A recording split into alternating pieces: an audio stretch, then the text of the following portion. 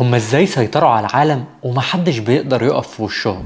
لو بصيت على معظم المطاعم العالمية زي كنتاكي، ماكدونالدز، ستاربكس، بيتزا هات وغيرهم، هتلاقي اللي بيمتلك معظم الأسهم شركة بلاك روك وفانجارد.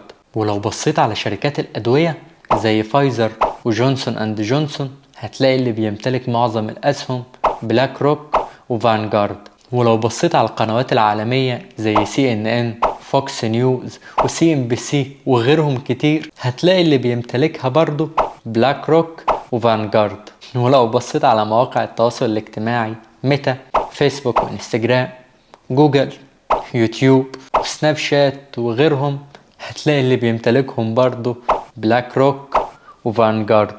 بيسيطروا على الأكل اللي بتاكله، وبيسيطروا على العلاج اللي بيعالجك، وبيسيطروا على السوشيال ميديا اللي بتقعد عليها طول اليوم تقريبا، وبيسيطروا على المعلومات اللي بتوصل للعالم.